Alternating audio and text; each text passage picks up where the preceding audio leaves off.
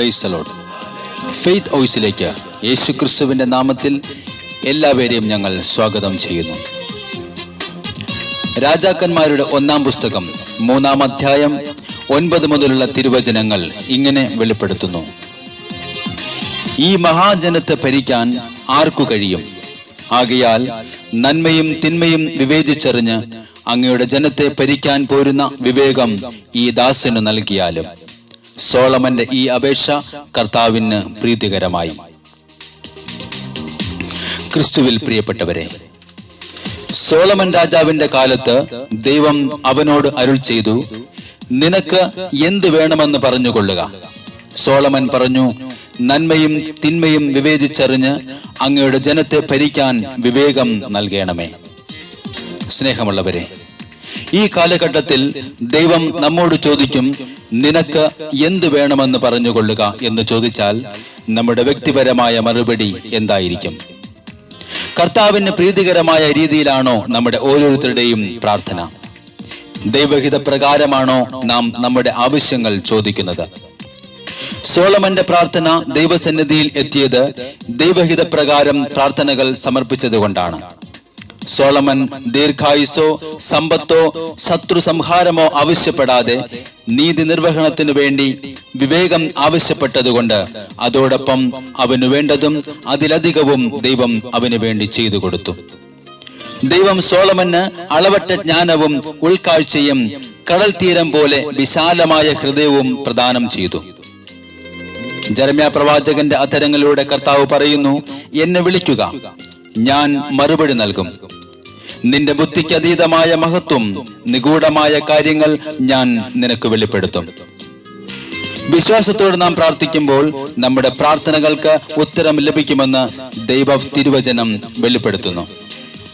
സ്നേഹമുള്ളവരെ, നമ്മിൽ പ്രവർത്തിക്കുന്ന ദൈവത്തിന്റെ ശക്തിയാൽ നാം ചോദിക്കുന്നതിലും ആഗ്രഹിക്കുന്നതിലും വളരെ കൂടുതൽ ചെയ്തു തരുവാൻ കഴിയുന്ന അവിടത്തേക്ക് സഭയിലും യേശുക്രിസ്തുവിലും തലമുറകളോളം എന്നേക്കും മഹത്വമുണ്ടാകട്ടെ. ആമേൻ.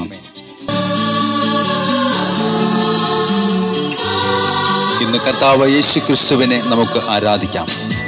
ഈ ആരാധനയുടെ നിമിഷങ്ങളിൽ നമ്മുടെ സകല പ്രാർത്ഥനകളും കർത്താവിൻ്റെ തിരുരക്തത്തോട് ചേർത്ത് നമുക്ക് അവിടത്തോട് സമർപ്പിക്കാം. ഈ നിമിഷം നമ്മുടെ ശരീരം, ആത്മാവ്, മനസ്സ് നമുക്ക് കർത്താവിന്റെ മുമ്പിൽ സമർപ്പിച്ച് പ്രാർത്ഥിക്കാം.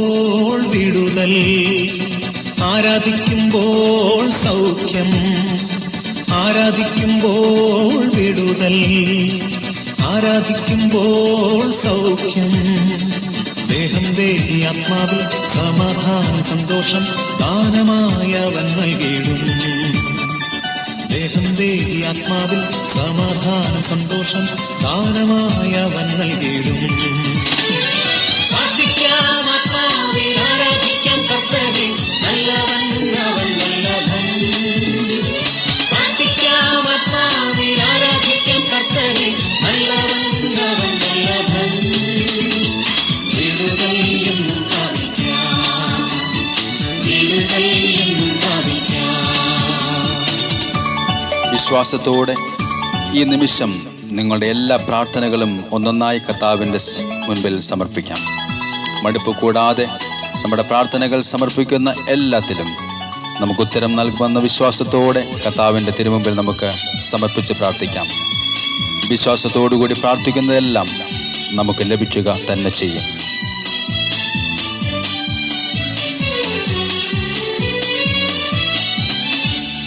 മടുത്തു പോകാതെ പ്രാർത്ഥിക്കാം, വിശ്വാസത്തോടെ പ്രാർത്ഥിക്കാം. മടുത്തു പോകാതെ പ്രാർത്ഥിക്കാം, വിശ്വാസത്തോടെ പ്രാർത്ഥിക്കാം. നീതിമാന്റെ പ്രാർത്ഥന, ശ്രദ്ധയുള്ള പ്രാർത്ഥന ഫലിക്കും രോഗിക്ക് സൗഖ്യമായി. നീതിമാന്റെ പ്രാർത്ഥന, ശ്രദ്ധയുള്ള പ്രാർത്ഥന ഫലിക്കും രോഗിക്ക് സൗഖ്യമായി. പ്രാർത്ഥിക്കാം, ആത്മാവിൽ ആരാധിക്കാം കർത്താവേ, നല്ലവൻ അവൻ നല്ലവൻ. ആമേൻ.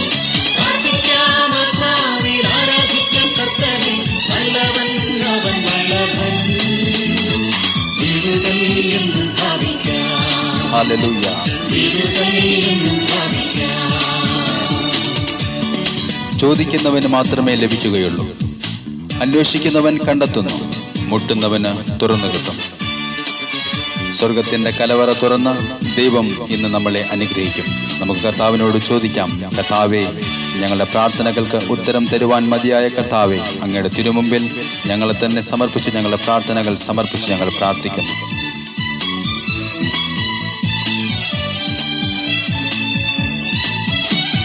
യാചിപ്പിൻ എന്നാൽ ലഭിക്കും. ആമേൻ.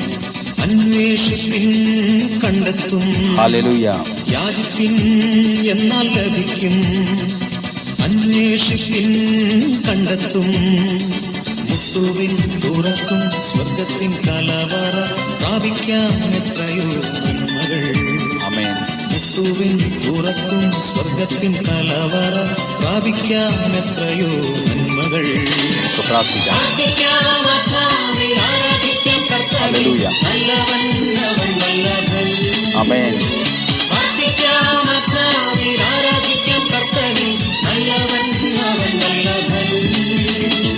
വിടുതൽ എന്നും ഭാവിക്കാം.